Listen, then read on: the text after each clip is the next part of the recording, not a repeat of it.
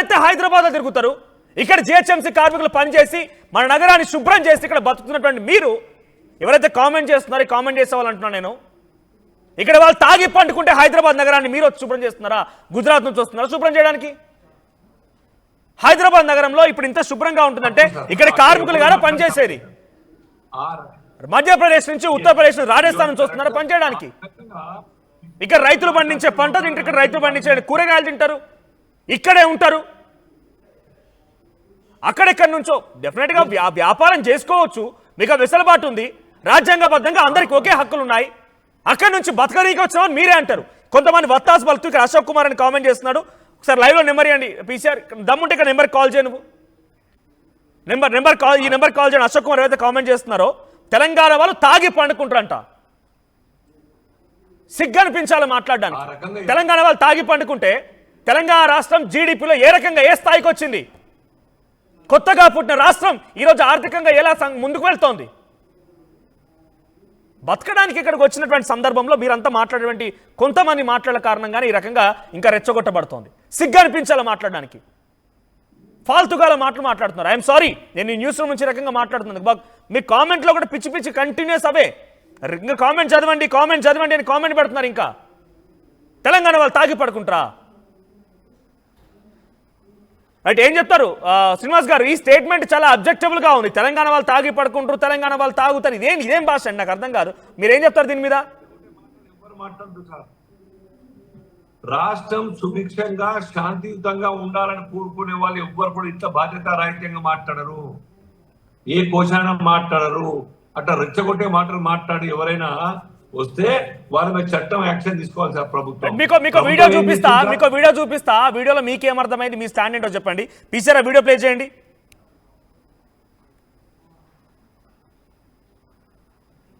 6 o'clock లేచి దుకాణం ఇస్తారు, 7 o'clock వరకు పూజ చేసుకొని కూర్చుంటారు.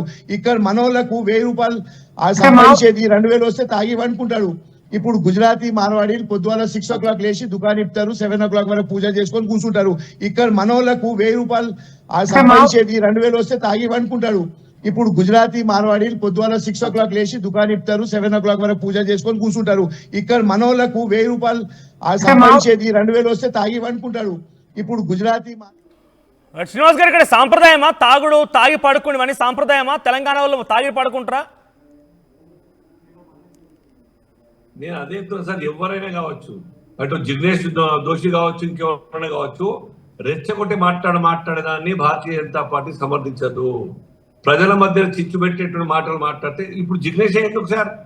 నల్లిని సిద్ధారెడ్డి ఎంత మాట్లాడుతున్నాడు, పృథ్వీరాజ్ ఏం మాట్లాడుతున్నారు, వేరే వాళ్ళు ఎంత మాట్లాడుతున్నారు, ఎన్ని రకాలుగా మాట్లాడుతున్నారు సార్? వాళ్ళ తప్పు కాదా? ఈ తెలంగాణ ఉన్న వాళ్ళందరూ కూడాను తెలంగాణ కోసం ఎంతైతే పోరాటం చేసి తెచ్చుకున్నామో ఆ తెలంగాణలో అనేక మంది ఉద్యమంలో పాల్గొన్నారు కదా, irrespective of caste, creed and community. వాళ్ళందరూ కూడా భాగస్వామ్యం కదా. దశాబ్దాల కాలంగా తెలంగాణ ఇక్కడే పుట్టినోళ్ళు కదా వాళ్ళు. ఎవరైనా కానీ అందరికి మీ అబ్జెక్షన్ ఏంటి? ఏదో పృథ్వీరాజ్ పేరు కోట్ చేశారు, మీ అబ్జెక్షన్ ఏంటి మళ్ళీ చెప్తారా? లేదే, పృథ్వీరాజ్ కూడాను ఫస్ట్ కుల రాజస్థాన్ గుజరాతీ అని చెప్పినారు, దాని తర్వాత టోటల్ గో బ్యాక్ అని చెప్తా ఉన్నాను. ఎట్లా సాధ్యమవుతుంది సార్? మన వాళ్ళు దుబాయ్కి లక్షల మంది దుబాయ్లో ఉన్నారు, మన వాళ్ళు లక్షల మంది అమెరికాలో ఉన్నారు, విదేశాల్లో ఉన్నారు. అదే మాట ట్రంప్ ఒక్క బటన్ నొక్కితే వాపస్ పోతా ఉంటే ఏమన్నారు? ఫ్లైట్లో స్పెషల్ ఫ్లైట్లో ఇచ్చి పంపిస్తే ఏమన్నారు మన వాళ్ళు? మోదీ గారు మాట్లాడతలేరు, అక్కడి నుంచి వచ్చేస్తున్నారు, రానియకుండా ఆపాలి, అక్కడ ఉపాధి కోల్పోతున్నారు, మేము రోడ్డు మీద కథని చెప్పాం. మళ్ళీ వారి కారణంగా ఈ ప్రపంచంలో పెద్ద దేశాలతో మంచి సంబంధాల కారణంగా స్మూత్ గా ఎంప్లాయ్మెంట్ జనరేషన్ జరుగుతా ఉన్నది, పోతా ఉన్నారు, విజాలు వస్తా ఉంది. అలాగే దుబాయ్ లో లక్షల మంది మన తెలంగాణ వాసులు బిడ్డనే ఉన్నారు కదా, అక్కడ ఒక బటన్ నొప్పిస్తే అందరూ వచ్చి వాపస్ వస్తారు కదా. ఇది ఆలోచించండి. బాంబే నుంచి వాపస్ రావాలన్నా తెలంగాణలో ఉన్నటువంటి బీహార్ యూపీ కూలీలు మేస్త్రీలు అందరూ వాపస్ పంపిస్తే ఎవరు? తలా ఒక పని చేసుకుంటారు కదా. ఎప్పుడైతే మన వాళ్ళు దుబాయ్ పోయిరో అంటే వేరే ఇక్కడికి వస్తా ఉన్నారు. నాట్ ఓన్లీ కులవృత్తులు సార్.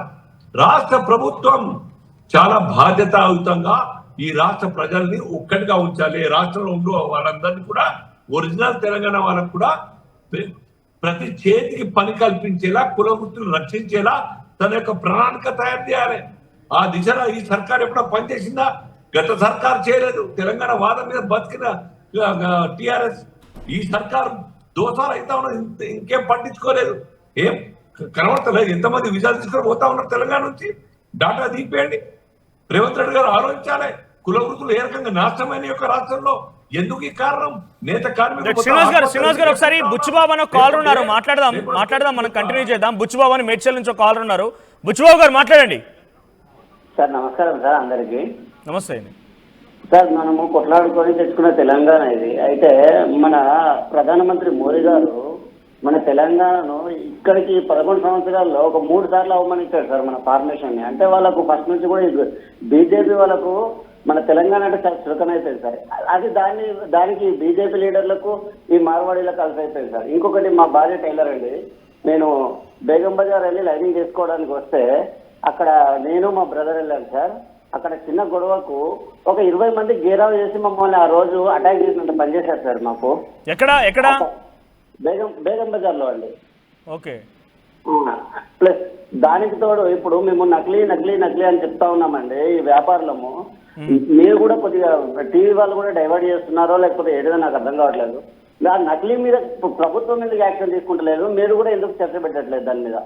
దయచేసి ఆ నకిలీ మీద యాక్ట్ ఎంత తొందర అయితే అంత తొందరగా వాళ్ళ మీద అటాక్ చేయాలండి. 100 కోట్లు సార్, 100 కోట్లు ఉన్న వాళ్ళని చూపిస్తాను. మీరు ఈడీ ఐటీ చేస్తుందా? మేము స్పాట్ ఇప్పుడు చూపిస్తామండి వాళ్ళను. 100 కోట్లు విత్ ఒక 10 years లో 100 కోట్లు సంపాదించిన వాళ్ళు ఉన్నారు. వాళ్ళు ఎలా సంపాదించారు 100 కోట్లు? వాళ్ళు రైడ్ ఏమైనా చేస్తారా? నాకు దీనికి ఆన్సర్ కావాలి సార్. ఇక్కడ మనకి ఏమైపోయిందంటే వాళ్ళకు మొత్తము సెకండ్ మాల్ నేను ఎక్కడ ఒక మార్వాడి ఒక ఆయన చెప్తాడు, మేము చెన్నైకి వెళ్ళి బార్డర్కి వెళ్ళి మేము దొంగ బంగారం తెచ్చి అమ్ముతాం, మీకు ఆ ధైర్యం ఉందా దమ్ముందా అంటాడు సార్. ఇక్కడ మళ్ళీ చెప్పండి. దొంగ బంగారమా? దొంగ బంగారం అంటే ఇక్కడ చెన్నై పోర్ట్ నుంచి వాళ్ళు నైట్ బంగారం వస్తుందండి సార్. ఆ బంగారం తెచ్చి ఇక్కడ ఫర్ ఎగ్జాంపుల్ 1,00,000 రూపాయల తులం ఉంటే అక్కడ 20,000 30,000 తులం తెచ్చి అది ఇక్కడ అమ్ముతారంట సార్. ఎక్కడి నుంచి వస్తుందా బంగారం? అది విదేశాల నుంచి వస్తుందట సార్. ఎవరు పట్టుకొస్తారు? ఏమో సార్ తెలీదు. జస్ట్ మేము క్యాజువల్ టాక్ లో కూడా విన్నాము. ఇవన్నీ చూడాల్సింది గవర్నమెంట్ సార్. మేము ఫుల్ సపోర్ట్ ఇస్తాం సార్. గ్రౌండ్ లో మేము ప్రూవ్ కూడా చేస్తాం సార్. వీళ్ళు ఎలా ఉన్నారు ఎట్లా ఉన్నారని మేము ప్రూఫ్ తో సహా మేము చూపిస్తాం సార్. నేను రైట్, థ్యాంక్ యూ. సో చారి గారు, అల్జాపూర్ శ్రీనివాస్ గారు మాట్లాడుతూ అందరినీ ఐక్యంగా ఉంచాలి, భారతదేశం సుభిక్షంగా అందరూ కలిసికట్టుగా వ్యాపారాలు చేసుకోవాలి, వాళ్ళు పోవాలంటే అక్కడ ఉన్నవారు మన వాళ్ళని పంపిస్తే ఏంటి సంగతిని అడుగుతున్నారు. మొదటి నుంచి వస్తున్న ప్రశ్న ఇది. సో ఏం చెప్తారు చారి గారు? పొమ్మని కూడా అనము, కొత్త పొమ్మని ఎవరిని కూడా వెళ్ళి పొమ్మని అంటలేము, గోబ్యాక్ అంటలేము. కొత్త వాళ్ళు మండల కేంద్రాలకు రావద్దు, వచ్చిన కాడికే చాలు, ఉన్న వాళ్ళే సరిపోతారు. మొత్తం వాళ్ళే వస్తూ ఉంటే మొత్తం కుల వృత్తులు దెబ్బతింటాయి, వ్యాపారాలు దెబ్బతింటాయి. ఇప్పుడు మొబైల్ ఫోన్లు మన వాళ్ళకు డూప్లికేట్ అమ్మడానికి రాదు. డూప్లికేట్ యాపిల్ ఫోన్లు అమ్మగలుగుతారు వాళ్ళు, డూప్లికేట్ సామ్సంగ్ ఫోన్లు అమ్మగలుగుతారు, డూప్లికేట్ నోకియా ఫోన్లు అమ్మగలుగుతారు. మన వాళ్ళకు రాదు. వీళ్ళకి ఏం అర్థమవుతలే మన వాళ్ళకు. వాళ్ళ దగ్గర రేట్ తక్కువ వస్తుంది, ఇక్కడ ఎందుకు ఎక్కువ వస్తుంది, తక్కువ వచ్చే దగ్గరికి వెళ్తారు. జనాలకు ఏముంది, అది మంచిగా పనిచేస్తారు, కంపెనీ పేరుంది కదా అని చూస్తారు. అట్లాంటి వాటిని వ్యతిరేకిస్తున్నాం, తప్పకుండా వ్యతిరేకిస్తాము. తప్పకుండా వీటిపైన మీరు సపోర్ట్ చేయండి, అందరూ మేము చూపిస్తాము, కేసులు కూడా బుక్ చేపిద్దాం. నేను పదే చెప్తా ఉన్నాను, మేము కొత్తగా మండల కేంద్రాలకు పెద్ద పెద్ద గ్రామాలకు రావద్దు అంటున్నాం, వాటిని వ్యతిరేకిస్తా ఉన్నాం. ఎందుకంటే ఆత్మహత్యలు చేసుకుంటారు. నిన్న కూడా ఒక స్వర్ణకార సోదరుడు మేడ్చల్ జిల్లాలో అప్పుల పాల ఆత్మహత్య చేసుకుంటూ కులవృత్తి నశించిపోయి ఎక్కడెక్కడ కార్పొరేట్ సంస్థలు వస్తూ ఉన్నాయి. మలబార్ గోడు, ఇవన్నీ లలిత విలిత ఇట్లాంటి ఎన్నో షోరూమ్లు వచ్చి వీళ్ళు నియోజకవర్గ కేంద్రాలలో విస్తరించడం వలన ఇక్కడ పుట్టి పెరిగినటువంటి కులవృత్తులు నశించిపోతే ప్రభుత్వాలు తప్పకుండా కులవృత్తులకు సపోర్ట్ చేయాలి, కులవృత్తులను ఆదుకోవాలి. త్వరలో మేము కూడా కాంగ్రెస్ పార్టీ వాళ్ళను, కాల్వ సుజాతక్కను, మినిస్టర్లను, శ్రీధర్ బాబు అన్నను వీళ్ళందరూ కలిసి ముఖ్యమంత్రి గారి దగ్గరికి కూడా వెళ్ళి మా ఘోష చెప్పుకునే ప్రయత్నం చేస్తాం. మేము కూడా ముఖ్యమంత్రి గారి సమయం అడుగుతా ఉన్నాం. ఒట్టి మాకు ఫోటోలకు ఫోజులు వద్దు, ఇట్లా వచ్చి ఫోటో దిగితే ఇట్లా దొబ్బేయడం మాకొద్దు. మాకు ఒక 1 hour సమయం ఇస్తే ముఖ్యమంత్రి గారు మధ్యలో కూర్చుంటే మేమందరం ఇట్లా చుట్టూ కూర్చొని మాకు ఎలాంటి ఇబ్బందులు జరుగుతున్నాయి, మేము ఏ రకంగా బాగుపడతాం, మమ్మల్ని ఏ రకంగా ప్రోత్సహిస్తే ఇంకా మా పిల్లలకు వృత్తులు నేర్పించుకొని వ్యాపారవేత్తలను తయారు చేయగలుగుతాం అని చెప్పేసి మేము కూడా ప్రయత్నాలు చేస్తా ఉన్నాం. శ్రీధర్ బాబు అన్న ద్వారా తప్పకుండా సమయం ఇప్పిస్తా చెప్పిండు శ్రీధర్ బాబు అన్న మినిస్టర్ గారు. త్వరలో ముఖ్యమంత్రి గారిని కలిసి నేను ఏమంటున్నా, మన పిల్లలు కూడా తెలంగాణలో ఉన్నటువంటి వాళ్ళ పిల్లలు అందరికీ నేను చెప్తా ఉన్నా, మనం వ్యాపారవేత్తలం కావాలి, మన పిల్లలను వ్యాపారవేత్తలను తయారు చేయాలి, జీతగాళ్ళుగా కాదు. ఎంత పెద్ద సాఫ్ట్వేర్ అయినా 1,50,000 జీతం ఇచ్చినా వాళ్ళు చెప్పిన టైంకి వెళ్ళాలి, వాళ్ళు పంపించిన టైంకి రిటర్న్ రావాలి. ఈ రోజు ఏఐ టెక్నాలజీ వచ్చింది, సాఫ్ట్వేర్ కంపెనీలు కూడా దివాలా తీసేటట్టుగా ఉన్నాయి, వాళ్ళు ఏఐని పెట్టుకునేటట్టుగా ఉన్నారు, ఏఐని వాడుకునే విధంగా ఉన్నారు. దాంట్లో ఉన్న ఉద్యోగస్తులను మొత్తం తొలగిస్తే ఏం చేస్తారు? అందుకోసమే మిమ్మల్ని వ్యాపారవేత్తలను చేస్తే మేము కుల వృత్తులు నేర్పిస్తాం, స్కిల్ డెవలప్మెంట్ నిర్మించుకుంటాం, మేము దేవుడి విగ్రహాలు తయారు చేస్తాం. ఈరోజు పెద్ద పెద్ద దేవాలయాలు నిర్మాణం అయినాయి అంటే విశ్వకర్మల పాత్ర. యాదగిరిగుట్ట శ్రీనివాస్ గారు, సో ఇప్పుడు ఓవరాల్ గా రాష్ట్ర వ్యాప్తంగా 10 రోజులుగా ఈ ఉద్యమం జరుగుతూనే ఉంది. సో ఇక్కడ పోరాడే వారిని అర్బన్ నక్సల్స్ అంటారు. దీనికి ఒక సొల్యూషన్ తీసుకొచ్చే అవకాశం లేదంటారా? మీ బీజేపీ తరఫున ఏం సొల్యూషన్ చెప్తారు? పైపెచ్చి ఉద్యమం ఇంకా రోజు రోజుకి ఎక్కువనే అవుతోంది. తెలంగాణలో తాగుబోతులని చెప్పి కోట్ చేస్తున్నారు, తెలంగాణలో పని చాత కదని కోట్ చేస్తున్నారు, రకరకాల భాషలో మాట్లాడుతూ ఉన్నారు. ప్రభుత్వం చేతులు ముడుకొని కూర్చుంటే సార్ మనోజ్ గారు, ఈ యొక్క ఇష్యూకి మరి క్లోజ్ చేయాలంటే రాష్ట్ర ప్రభుత్వం చేయొద్దా సార్? మనోజ్ గారు, ఓకే ప్రభుత్వం ఏం చేస్తున్నట్టు, పోలీసు వాళ్ళు ఏం చేస్తున్నట్టు? వాళ్ళ పొలిటికల్ లీడర్స్, పెద్ద పెద్ద లీడర్స్ వాళ్ళకు రెచ్చగొట్టే మాటలు మాట్లాడుతూ ఉంటే really I was I fell very bad sir. Nandini Siddareddy గారు ఎట్లా మాట్లాడుతున్నారు సార్, ఎట్లా రెచ్చగొట్టారు సార్ ఆ రౌండ్ టేబుల్ సమావేశంలో? ఇది కాదు సార్, అది రెచ్చగొట్టడం అంటారా? అక్కడ రెచ్చగొట్టడం అంటారా? ఇప్పుడు సంస్కారం రెచ్చగొట్టారు. మీ స్టాండ్ ఎవరైనా కానీ కుల వృత్తిని కాపాడాలంటే బాలాగా మాట్లాడాలి సార్. ప్రభుత్వ పరంగా బాధ్యతాయుతంగా రాష్ట్రంలోని యువతకు కుల పెద్దలకు ఆ కుల వృత్తుల్ని కాపాడడానికి ప్రత్యేకమైన ప్రణాళిక చేయాలి సార్. ఓపెన్ మార్కెట్ లో కాంపిటీషన్ ఉంటుంది, దాంట్లో ఎవ్వరు కాదని లేదు. మన పిల్లలు ఎగ్జామ్ రాస్తే మల్టీనేషనల్ కంపెనీలు, విదేశీ కంపెనీలు సెలెక్ట్ అవుతా ఉన్నారు, వేరే రాష్ట్రాల్లో సెలెక్ట్ అవుతా ఉన్నారు. మరి పోవద్దు అక్కడ? మనం ఎందుకు ఆ రకంగా మరాఠీ మానసని పేరున ఉద్యమం తీసుకొచ్చి అక్కడ అల్ల కల్లడం చేసినటువంటి రాజ్ ఠాక్రేని, such a great personality Bal Thackeray గారి కుమారుడు, ఎందుకు అక్కడ ప్రజలు తిరస్కరిస్తా ఉన్నారు? అర్థం చేసుకోండి. భారతదేశం ఒక యూనిట్ సార్, దేశ ప్రజలంతా ఒక్కటి. భలే కాంపిటీషన్ ఉన్నా తట్టుకునే విధంగా మన వాళ్ళను ట్రైనప్ చేయాల్సిన అవసరం ఉన్నది. Survival is fittest sir, fittest is survival. మనం తట్టుకునే రకంగా పోటీ తప్పేం కాదు, మీరు అంటున్నటువంటి పోటీ వాతావరణం తప్పేం కాదు, కాంపిటేటివ్ స్పిరిట్ ఉండాల్సిందే, పోటీ వాతావరణం ఉండాల్సిందే. కానీ ఇక్కడ సెకండ్ సబ్స్టాండర్డ్ తీసుకొచ్చి మ్యానుఫ్యాక్చర్లు వాళ్ళే ఉండిపోయి, హోల్సేలర్లు వాళ్ళే ఉండిపోయి, రీటైలర్లు వాళ్ళే ఉండిపోయి, ఇక్కడ దొరికే వస్తువులను కూడా ఇక్కడ స్వర్ణకారులకు సంబంధించి చేసేటువంటి ఆ వస్తువులను వాళ్ళని ఉపయోగించుకోరు, ఉత్పత్తులను వాళ్ళ చేసే ఉత్పత్తులను తీసుకోరు. రైట్. అటువంటి వ్యక్తుల మీద చట్టం యాక్షన్ తీసుకోవాలి, బిజినెస్ వాళ్ళు ఉన్నారు యాక్షన్ తీసుకోవాలి, పోలీస్ వాళ్ళు ఉన్నారు యాక్షన్ తీసుకోవాలి. అటువంటి ఇన్ఫర్మేషన్ ఉంటే వాట్సాప్ టోల్ ఫ్రీ నంబర్ ఇవ్వమనండి గవర్నమెంట్ కి, పోలీసు వాళ్ళకి, డీజీపీకి, లేకపోతే బిజినెస్ డైరెక్టర్ కి మొత్తం పబ్లిసిటీ ఇవ్వండి. ఎక్కడికెక్కడ తెలిసిన వాళ్ళు తెలిసినట్టుగానే వాట్సాప్ ద్వారా సమాచారం ఇవ్వని. రేట్ చేస్తారు. రేషన్ ఎక్స్పోర్ట్ అవుతా ఉంటే రేషన్ బియ్యం పట్టుకుంటలేరా? కెరోసిన్ పట్టుకుంటలేరా? కల్తీ పెట్రోల్ నడుస్తూ ఉంటే పట్టుకుంటలేరా? ఇంకా అప్రమత్తం కావాలి సార్. క్వాలిటీ మనం ఇవ్వాలి. ఆ యొక్క డూప్లికేట్ విషయాల గురించి మనం అప్రమత్తం గురించి కంప్లైంట్ చేయాలి. నో డౌట్ కాంపిటీషన్ ఉంటది, డెఫినెట్ గా ఉంటది. ఉన్నప్పుడు మనవాళ్ళని రక్షించడానికి ఇది కాంపిటీషన్ అనట్లేదు. ఇప్పుడు పోరాడే వాళ్ళు ఇది కాంపిటీషన్ అనట్లేదు, ఎక్స్‌ప్లాయిటేషన్ అంటున్నారు. సార్ నేను ఒక్క మాట చెప్తా మనోజ్ గారు, సర్కార్ తలుచుకుంటే ఈ కుల వృత్తుల్ని చాలా టాప్ లెవెల్ తీసుకుపోతారు సార్. ఉదాహరణ మోదీ గారు ఒక కాలు ఏదైతే దూతు ధరించడానికి రాష్ట్రం మొత్తంలో కూడా మీకు ఒక ఉదాహరణ చెప్తాను నేను. అంతకంటే ముందు ఒకసారి కాలర్ తీసుకుందాం. మహేష్ గౌడ్ అని మెడ్చల్ నుంచి కాల్ చేస్తున్నారండి. మహేష్ గౌడ్ గారు మాట్లాడండి. రైట్, మాట్లాడండి. హలో, ఇప్పుడు బీజేపీ ప్రెసిడెంట్ తెలంగాణ రామచంద్రరావు గారు ఈ మార్వాడి గో బ్యాక్ ఉద్యమం వెనుక మా అర్బన్ నక్సలైట్ అని అంటున్నారు. ఎంత దుర్మార్గం అంటే చెప్తా ఉన్నాను నేను ఆర్ఎస్ఎస్ బీజేపీ నేను మాట్లాడుతా ఉన్నాను. ఇలా మార్వాడి గో బ్యాక్ ఏదైతే ఈ మారులకు వ్యతిరేకంగా ఉద్యమం ఏదైతే వచ్చిందో ఈ తెలంగాణలో తెలంగాణలో వైశ్యులు, అదేవిధంగా విశ్వకర్మలు, అదేవిధంగా పద్మశాలీలు, కుల వృత్తులు తీవ్రంగా నష్టపోయి ఆగ్రహావేశాలు కట్టం తెచ్చుకొని ఆఖరికి దళితులపై వాళ్ళు దాడి చేసి కులం పేరుతో దూషిస్తే బంధుకు పిలుపునిస్తే దీనికి మద్దతు ఇవ్వాల్సింది పోయి ఈ బీజేపీ నాయకులు మరి భారతీయ జనతా పార్టీ లేకపోతే మార్వాడి జనతా పార్టీ నాకు అర్థం కావట్లేదు. ఇలా భారతీయ జనతా పార్టీ అంటే అన్ని ప్రాంతాలు, దేశంలో అన్ని ప్రాంతాలలో హక్కులను కాపాడాల్సిన అవసరం ఉంది.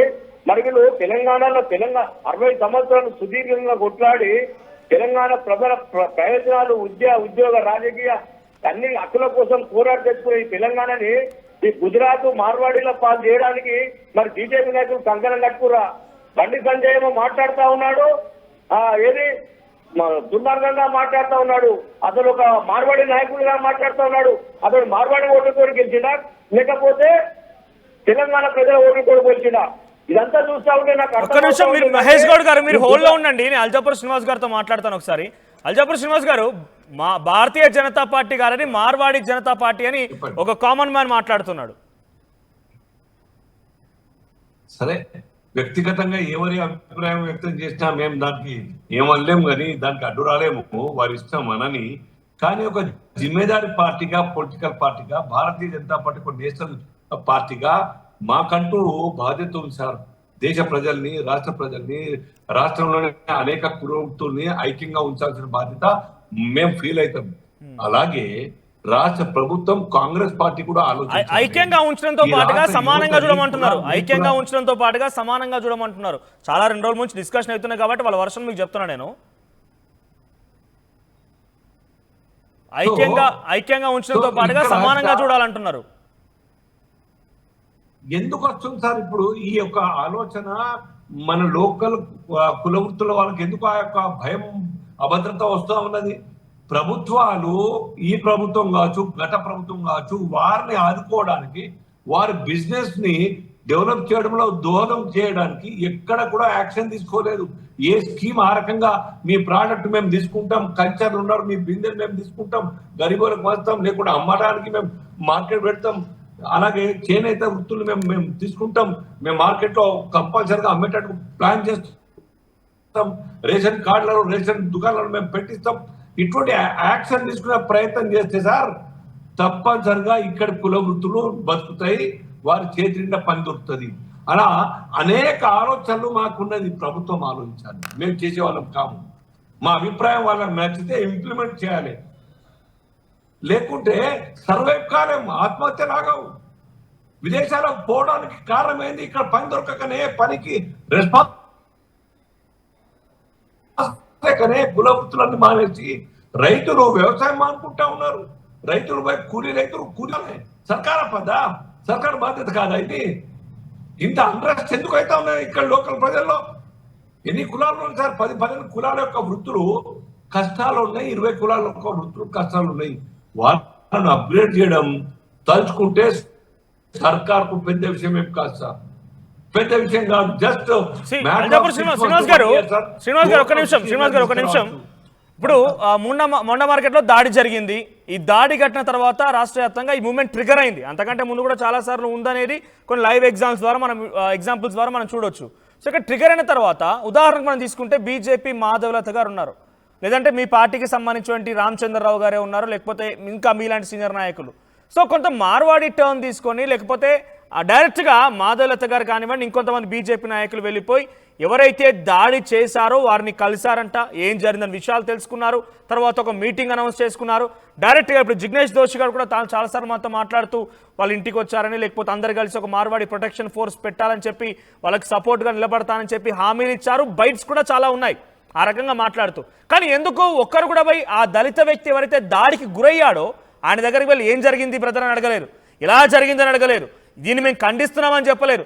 ఆయన కేసు వేసుకొని పోతే అటు ఏ పార్టీ కూడా కేసుకి సంబంధించి కేసు నమోదు చేయలేదు.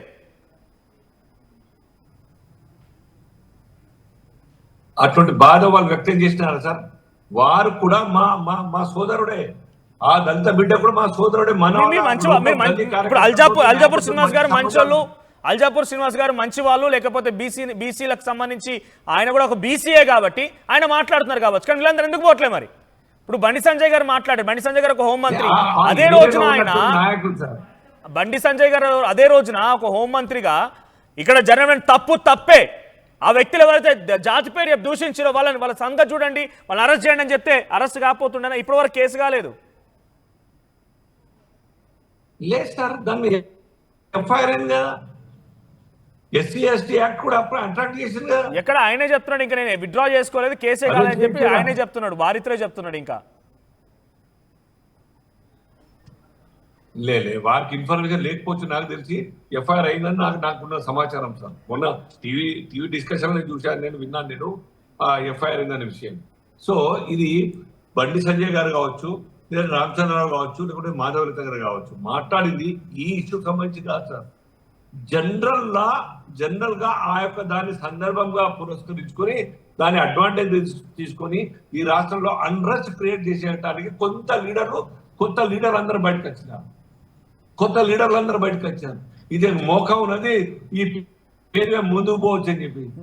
ఎవరు కొత్త లీడర్లు ఎవరు మీరు చెప్పండి? కొత్త లీడర్లు ఎవరు? కొత్తగా వచ్చింది ఎవరు? కొత్త లీడర్లు ఎవరు? మీరు అనేక టీవీలలో కొత్త ఫేసెస్ వస్తున్నాయి. ఏం మాట్లాడుతున్నారు వాళ్ళు? ప్రజల్ని ఐక్యంగా ఉంచడానికి మాట్లాడుతున్నారు, రెచ్చగొట్టే మాట్లాడుతున్నారు సార్. తెలంగాణ మూవ్మెంట్ కూడా అంటే జనరల్ ఉద్యమాలు అనేది కూడా ఎప్పుడు కొత్త నాయకులు తయారు చేస్తా ఉంటే మీకు తెలియదు ఏం కాదు.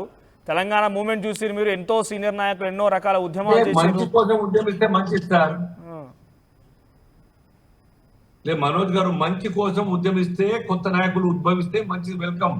కానీ అన్రెస్ట్ క్రియేట్ చేయడానికి కారణం లేకుండా ఈ యొక్క ప్రజల మధ్యలో చిచ్చు పెట్టే ప్రయత్నం చేసి తమాషా చూడాలా, లేదంటే ఈ భారతీయ జనతా పార్టీని లేకుండా హిందుత్వాన్ని మొత్తం దెబ్బతీయాలి అనే ఆ కుట్ర, ఆ కోణం కూడా ఉంటది.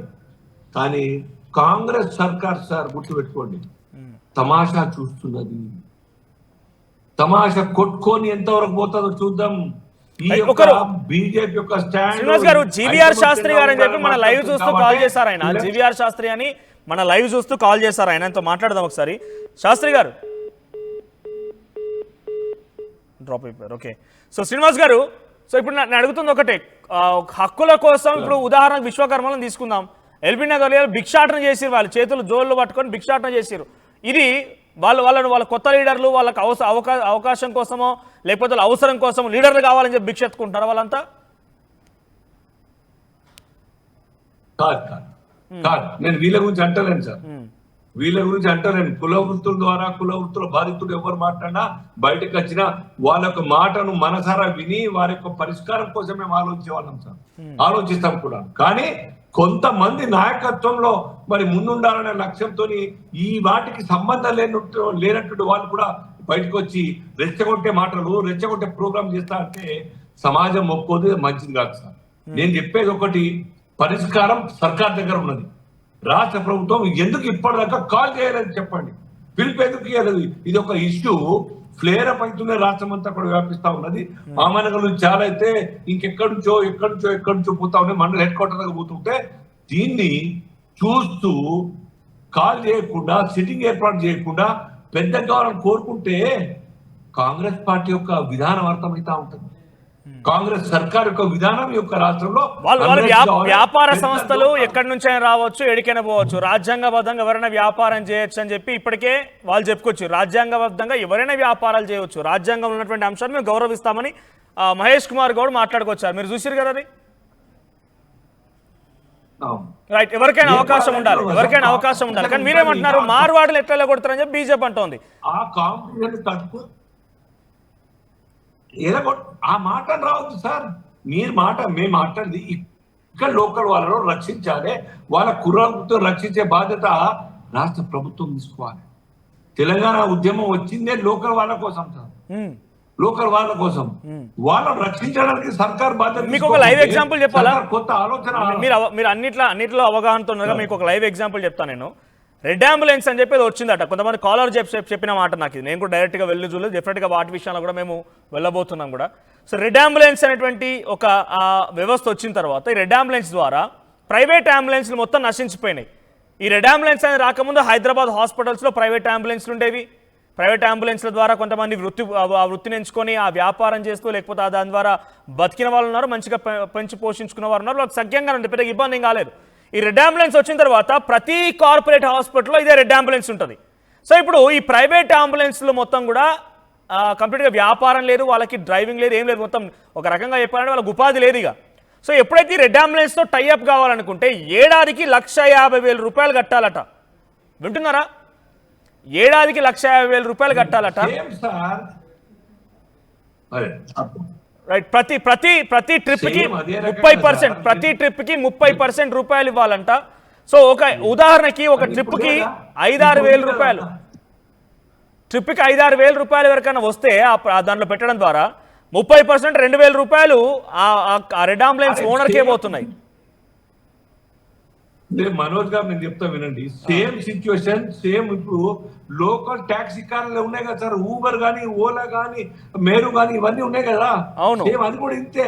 అవును. అయితే కొన్ని రాష్ట్రాలు ఏం చేస్తున్నారంటే ఇట్లా లోకల్ వాళ్లకు బతుకు తెరువు కోసం అటువంటి వాటికి అలో చేయకుండా కొంత ప్రాంతం వరకు మాత్రమే పోవాలి, దాని తర్వాత పుణ్యక్షేత్రాలు ఉన్నాయి సార్. నేను మొన్న నాసిక్ పోయాను, ఆ యొక్క టెంపుల్ పోదామని, కాలారాం మందిర్. అక్కడ కొంత దూరం వరకే దించేస్తారు, అక్కడ నుంచి వేరే లోకల్ వాళ్ళు పట్టుకోవాలా. ఎందుకు అంటే లోకల్ వాళ్ళు అబ్జెక్షన్ చేస్తున్నారు, వాళ్ళ బతుకు తెరువు కోసం వాళ్ళకు కాంపిటీషన్ లో తట్టుకునేటట్టు లేరు కాబట్టి మాకు ఆ ఊర్లో ఎంటర్ అయ్యే అవకాశం ఇస్తున్నారు సార్, కాబట్టి ఇక్కడనే దించేస్తాం మీకు అని చెప్పి అక్కడ వేరే లోకల్ ఆ రకంగా ప్లాన్ చేయండి. ఎందుకు ఓలా, ఊబర్ దానికి మీరు సపోర్ట్ చేస్తారా? దానికి మీరు సపోర్ట్ చేస్తారా? కొంతవరకే వీళ్ళ వ్యాపారాలు విస్తరించాలి, ఎక్స్టెండ్ అవ్వకూడదు అంటే మీరు ఓకే చేస్తారా? మీరు యాక్సెప్ట్ చేస్తారా? లేదే, ప్రణాళిక సర్కారు యొక్క విధానం తీసుకోవడంలో ఉంటుంది. ఇక్కడి లోకల్ కార్ ఓనర్లు, కార్ డ్రైవర్లు అయినారు, ఓలాకు, ఊబర్కు అనేక సార్లు ధర్నాలు చేస్తారు, స్ట్రైకులు చేస్తారు, వారి యొక్క శాలరీస్ పెంచాలి, వారి యొక్క కమిషన్ పెంచాలని చెప్పేసి. అసలు మునిమైండు రోజుల తరబడి ధర్నాలు చేస్తారు వాళ్ళందరూ ఎయిర్పోర్ట్, అసలు ఒక్క కార్ కూడా దొరకకుండా అయిపోతుంది దాకా. సో ఇవన్నీ కూడా all depends upon government policy. Government తలుచుకుంటే ఏదైనా విధానం తీసుకురావచ్చు, under the guidelines of పర్వ్యూలో, రాజ్యాంగ పరిధిలో చేయొచ్చు, కానీ చిత్తశుద్ధి లేదు సార్. నేను చెప్తున్నా, ఈ స్వర్ణకారులకు కూడా అనేక రకాలుగా సపోర్ట్ చేయొచ్చు సర్కార్, అనేక రకాలుగా వాళ్ళని ఆదుకోవచ్చు సర్కార్. లేదు, వడ్రంగి ఎటువాయి సార్, కౌచర్లు ఎటువాయి సార్, అందరు కూడాను వాళ్ళకి పని దొరకకనే కదా. మళ్ళీ ఇప్పుడు అర్బన్ కంపెనీ వచ్చింది, మీకు తెలుసు కదా సార్, అర్బన్ కంపెనీ వట్టి ఒక్క ఫోన్ చేస్తే వాళ్ళ వడ్రంగి వచ్చేస్తాడు, ఒక్క ఫోన్ చేస్తే ఏసీ రిపేర్ అని వచ్చేస్తాడు, ఒక్క ఫోన్ చేస్తే ఎలక్ట్రీషియన్ వచ్చేస్తాడు, క్షణాల్లో వచ్చేస్తారు వాళ్ళు. అక్కడ ఒక నిమిషం మీరు అంటున్న పాయింట్ నాకు అర్థమైంది. ఇదే అర్బన్ కంపెనీ అనేది వచ్చిందని అంటే దానిలో పనిచేసే వాళ్ళు తెలంగాణలో ఉన్నారా లేరా? ఉన్నారా? తెలంగాణలో బయట ఉన్నారు. ఊబర్, ఓలా వీటిల్లో కూడా తెలంగాణలో ఉన్నారా లేరా? డిమార్ట్ వ్యవస్థలు వచ్చినాయి, డిమార్ట్ వ్యవస్థలో తెలంగాణలో ఉన్నారా లేరా? తెలంగాణ వాళ్ళకి నేను డ్రైవర్ గా పెట్టుకుంటే వాళ్ళకి కండిషన్ లేదు. అక్కడ కండిషన్ లేవు, మన వాళ్ళకు కూడా ఎంతో మంది ఉపాధి దొరుకుతుంది. మీకు విషయం తెలుసా, చాలా మంది నిరుద్యోగులకు సంబంధించి నిరుద్యోగుల ధర్నాలు, నిరుద్యోగులకు సంబంధించి అంశాలు మేము పార్టిసిపేట్ చేసినప్పుడు ఊర్లో నుంచి ఆదిలాబాద్, ఆసిఫాబాద్ నుంచి చదువుకోనికి వచ్చి ఇక్కడ హాస్టల్లో వండుకుంటూ రాత్రిపూట చదువుకుంటూ పొద్దున్నాక ఈ పనులు ఉన్నారు. లేదే, బిగ్ బజార్ వచ్చింది, లేకుంటే బిగ్ బాస్కెట్ వచ్చింది, లేకుంటే హెరిటేజ్ వచ్చింది, లేకుంటే వాల్మార్ట్ వాళ్ళు వచ్చినారు. వాళ్ళకు లోకల్ గానే వర్కర్ దొరుకుతున్నారు. లోకల్ గా వాళ్ళు విదేశాలకు లేరు కదా, వాళ్ళు వర్కర్స్ విదేశీయులు తీసుకురాలి ఇక్కడ పని చేయడానికి, ఇక్కడ వాళ్ళకి పని దొరుకుతా ఉన్నది. అయితే కుల వృత్తులు కాపాడు వేరే సార్, దానికి వేరే విధానం ఉండాలి. సో ఇప్పుడు అడిగే దాంట్లో ఉపాధి అవకాశాలు కూడా ఉన్నాయి. మీరు ఉపాధి అవకాశాలు కల్పించమని అడుగుతున్నారు. రాజ్యాంగ పరిధిలో ఎవరిని ఆపాలంటున్నారు. బట్ ఒకసారి నేను చారి గారితో కూడా మాట్లాడతాను. చారి గారు ఉన్నారు లైవ్ లో. ఒక్క నిమిషం, 1 సెకండ్. మా లాంటోళ్లకు చారి గారు మాట్లాడండి. చారి గారు మాట్లాడండి.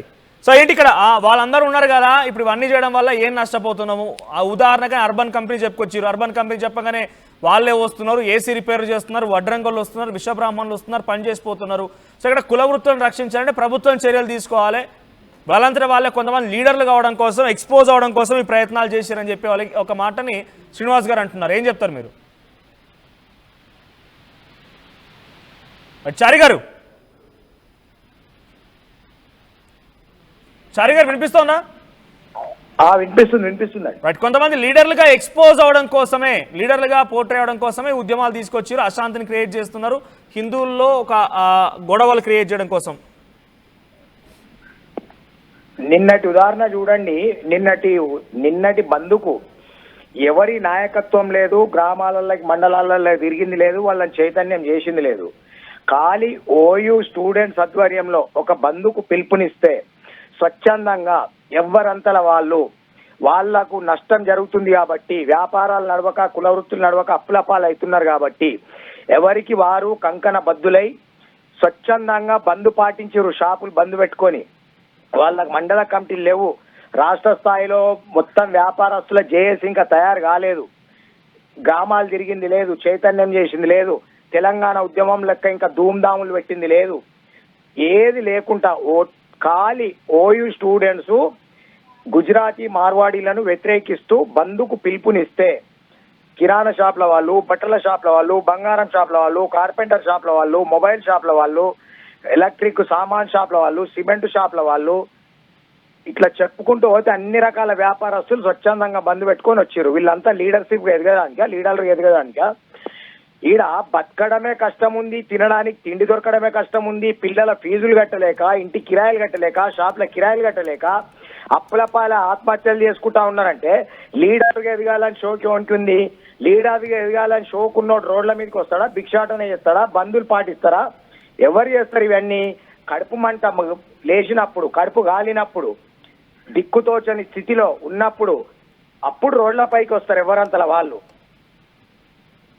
లీడర్లు ఎదగాలంటే రోడ్లపైకి వచ్చి భిక్షాటన వేయవలసిన అవసరం లేదు. మేము ఫస్ట్ నుంచి కూడా ఒకటే చెప్తా ఉన్నాం, ఉన్న వాళ్ళని ఎవరు కూడా వెళ్ళిపోమ్మంటలేము. గ్రామాలకి మండలాలకి వచ్చి ఇక్కడ ఉన్నటువంటి వాళ్ళ పొట్ట కొట్టొద్దు అంటున్నాం. ఒకవేళ రాజ్యాంగంలో హిందువులంతా ఒక్కటే, హిందువులం, మేము కట్టర్ హిందువులం కదా, విశ్వకర్మలం అంటే హిందువులమే కదా, హిందువులంతొక్కటే అనుకుంటే ఈరోజు బీసీ వాదం ఎందుకోసము? బీసీలకు రాజకీయంగా అన్యాయం జరుగుతుంది కాబట్టి. ఎస్సీ రిజర్వేషన్, ఎస్సీ కార్పొరేషన్లు ఇవన్నీ ఎందుకు? ఎస్సీల వాట ఎస్సీలకు దక్కాలని, మైనార్టీల వాట మైనార్టీలకు దక్కాలని. ఓపెన్ మార్కెట్ లో అందరూ వ్యాపారం చేయొచ్చు, అందరూ వ్యాపారులుగా మారవచ్చు, అందరు ఏదైనా చేసుకోవచ్చు, కానీ వాళ్ళు వెళ్ళిపోవడానికి మీకేం హక్కు ఉన్నది? ఇది అంటలేము, పదే చెప్తా ఉన్నాం. వెళ్ళిపోమ్మని అంటలేము, ఎక్కడ కూడా వెళ్ళిపోమ్మని అంటలేము అనే అధికారం కూడా ఎవరికి లేదు. మేము వెళ్ళిపోమ్మని అంటలేము. కొత్త వాళ్ళు వచ్చి ఇక్కడ ఉన్నటువంటి వాళ్ళ పొట్టలు కొట్టొద్దు అంటా ఉన్నాం. దీని ద్వారా ఏంటంటే ప్రభుత్వంతో మేము చర్చలు జరుపుకున్నప్పుడు ప్రభుత్వం ముందర ఒక డిమాండ్ పెట్టుకోగలుగుతాం. మేము రాజశేఖర్ రెడ్డి ఉన్నప్పుడు రాజీవ్ యువశక్తి పేరు మీద ఒక 8 మంది 10 మందికి కలిసి ఒక 12-15 లక్షల రూపాయలు సబ్సిడీ రుణాలు బ్యాంకుల ద్వారా ఇప్పగలిగిండు. ఇండివిజువల్ గా ఒక్కరు లోన్ తీసుకుంటే 1,50,000 రూపాయలు లోన్ ఇప్పగలిగిండు బ్యాంకుల ద్వారా. దాంతో ఆటోలు తెచ్చుకొని, కిరాణా షాపులు పెట్టుకొని, టెంట్ హౌస్లు పెట్టుకొని, ఫోన్ల షాపులు పెట్టుకొని బాగుపడ్డారు, మంచిగా ఉన్నారు. వాళ్ళకు కూడా ఎఫెక్ట్ అయింది. మా దగ్గర పెట్టుబడి లేదు, మేము కులవృత్తి చేస్తూనే బతికినాం ఇన్ని రోజులు. పెట్టుబడి కావాలంటే మాకు పావులా వడ్డీకి రుణాలు ఇవ్వమంటున్నాం. ఎంఎస్ఎంఈ లోను ప్రభుత్వం, కేంద్ర ప్రభుత్వం ఎంఎస్ఎంఈ ఒక స్కీమ్ ఉంటది. దాన్ని ఎవరు వాడుకుంటున్నారు? ఈరోజు మలబార్ లాంటి సంస్థలు వాడుకుంటున్నారు. ఎవరెవరి ఆధార్ కార్డు జిరాక్స్లు, పాన్ కార్డు జిరాక్స్లు, బ్యాంక్ అకౌంట్లు, వాళ్ళ ఫోటోలు పెట్టి. కాలర్ ఉన్నారు, క్రాంతి గారు మాట్లాడతారు. ఆయన క్రాంతి గారు మాట్లాడండి. మాట్లాడండి సార్. నమస్కారం సార్, నా పేరు క్రాంతి కిరణ్, టీఎస్డీఎస్ఏ రాష్ట్ర కన్నర్ మాట్లాడుతున్నాను. మాట్లాడండి సార్. ఇప్పుడు మాట్లాడేటప్పుడు ఏమన్నారంటే కుల వృత్తులను కాపాడేది వేరేది ఉంది అని మాట్లాడారు. అసలు కుల వృత్తులు అనేటివి ఈ రోజు తెలంగాణలో అంతిమ దశలో ఉన్నాయి. ఈ రోజు మాట్లాడితే ఈరోజు మంగళ్ళ గురించి వాళ్ళ గురించి ఇస్తున్నారు. మన మంగళి కుల వృత్తి అనేది ఉత్పత్తి కులాలు కాదు అవి. మిగిలిన కుల ఉత్పత్తి మొత్తం ఈ రోజు వేరే రాష్ట్రాల్లో ఉపాధి కూలీలుగా మారింది. సరిగ్గా వ్యాపారులు ఎవరు బతికే పరిస్థితి లేదు. ఈరోజు వీళ్ళు వ్యాపారాలు మొత్తం వాళ్ళ చేతిలో తీసుకొని వాళ్ళు ఉత్పత్తి కులాలను మొత్తం నాశనం చేసి ఈరోజు వాళ్ళ చేతిలో పెట్టుకుంటే ఉత్పత్తి కులదారులు సొంత కుల వృత్తుల్లో ఈరోజు ఉపాధి కూలీలుగా మారింది. తెలంగాణలో కొట్లాడి తెచ్చుకున్న తెలంగాణలో వలస జీవులుగా మారిరు. ఏ రాష్ట్రంలో కూడా తెలంగాణ వాళ్ళు ఎట్లా ఎక్స్ప్లాట్ అయ్యారు అంటే ఇప్పుడు వాళ్ళు రావడం వల్ల ఉత్పత్తి కులాలు ఎట్లా దెబ్బతిన్నాయి? ఉత్పత్తి కులాలు ఇప్పుడు ఎంతమంది చేస్తున్నారు? ఇప్పుడు ఈ రోజు ఉత్పత్తి కులాలు సార్ స్వర్ణకారులే చూసుకోండి, శాలలే చూసుకోండి. ఈ రోజు సిరిసిల్ల మగ్గాలు మొత్తం మూలకపడ్డాయి. ఈ సూరత్ లో కానీ అక్కడ కానీ ఈ తెలంగాణ ఈ శాలలు వీళ్ళంతా వాళ్ళు అక్కడ కూలీగా మారింది సార్. వీళ్ళ మగ్గాలు మూలపడిపోయాయి. ఈ రోజు వాళ్ళు ఎక్కడెక్కడిలో వీళ్ళు మాల్ తెచ్చుడు, జీరో మాల్ తీసుకొచ్చి రావడము ఇవన్నీ వాళ్ళ చేతులకు తీసుకున్నారు. ఇప్పుడు ఈ తెలంగాణ రాష్ట్రంలో కుల వృత్తులు చివరి దశలో ఉన్నాయి, అంతిమ రోజులు. ఈ రోజు కుల వృత్తులు వ్యాపారంలో ప్రజా ఉద్యమకారుల మద్దతు కోరుకొని వాళ్ళు స్వచ్ఛందంగా ముందుకు వస్తున్నారు. ఈ రోజు ఉద్యమకారుల మద్దతు వాళ్ళు కోరుకుంటున్నారు. ఈ రోజు వాళ్ళు రెచ్చగొడుతున్నారు, ఇంకేదో మాట్లాడుతున్నారు. ఎవరు రెచ్చగొట్టలేరు. స్వచ్ఛందంగా వ్యాపారులు మొత్తం ఈ రోజు తెలంగాణలో వ్యాపారులు మొత్తము స్వచ్ఛందంగా రోడ్డు మీద కలిసి వాళ్ళు ఉద్యమాలు చేస్తున్నారు. ఇప్పుడు ఆర్యవైశ్య చైతన్య పోరాట సమితి 2011లో ఏర్పడేది. ఎవరికి వ్యతిరేకంగా ఏర్పడేది సార్? అది మారోళ్ళకి వ్యతిరేకంగా ఏర్పడలేదు. అది లేకపోతే తాగుబోతులు అంటున్నారు. ఉత్పత్తులు జరుగుతలేవు, ఉత్పత్తులు ఒకప్పుడు జరిగేవంటున్నారు. కానీ తెలంగాణలో తాగుబోతుల సాంప్రదాయం ఉందట కదా? అదే సార్, తెలంగాణలో తాగుబోతుల సంస్కృతిని చులకన చేసిరు. ఈ రోజు వాళ్ళు 2014 తర్వాత 2011లోనే ఇక్కడ మూవ్మెంట్ స్టార్ట్ అయింది. అంతకు ముందే మూవ్మెంట్ స్టార్ట్ అయింది. అప్పటికే వ్యాపారులందరూ బయటకు వచ్చారు స్వచ్ఛందంగా. ఈ రోజు ప్రజా ఉద్యమకారుల మద్దతు కోరుకొని వాళ్ళు ఈ రోజు ఉద్యమాన్ని తీవ్రతరం చేస్తున్నారు. ఇప్పుడు కాపాడాల్సిన బాధ్యత ఎవరి మీద ఉందంటే ప్రభుత్వాలు వేరే మార్గాలు చూస్తాయి. కుల వృత్తులు అంచిపోతే ఎవరికేనంటే ఇప్పుడు వీళ్ళు వెతుకొచ్చిన న్యూడికేషన్ పాలసీ కూడా అదే సార్. ఇది న్యూడికేషన్ పాలసీ మీద టెక్స్ట్ బుక్లు ఒక్కొక్క స్కూల్లో ఒక్కొక్క టెక్స్ట్ బుక్ సిరీస్ అమ్ముతున్నారు. వీళ్ళు విద్యార్థులు తల్లిదండ్రులు పనులేక చచ్చిపోతున్నారు సార్. ఎందుకంటే టెక్స్ట్ బుక్ సిరీస్ లో ఒక్కొక్క స్కూల్లో ఒక్కొక్కరు ఉన్నాయి. ఇవన్నీ ఎక్కడికి వస్తున్నాయి సార్? మార్జిన్ రేటు ఒక్క బుక్ మీద 500 రూపాయలు పెట్టి 7,000 రూపాయలు పెట్టి ఎక్కడికి వెళ్ళి సార్? ఢిల్లీ, గుజరాత్ అక్కడికి వెళ్ళి ఈ పబ్లిషర్స్ మొత్తం వీళ్ళే ఉన్నారు సార్. ఒక్కసారి నాతో పాటుగా అల్జాపూర్ శ్రీనివాస్ గారు అని చెప్పి బీజేపీ సీనియర్ నాయకులు ఆయనతో మాట్లాడతాను. మీరు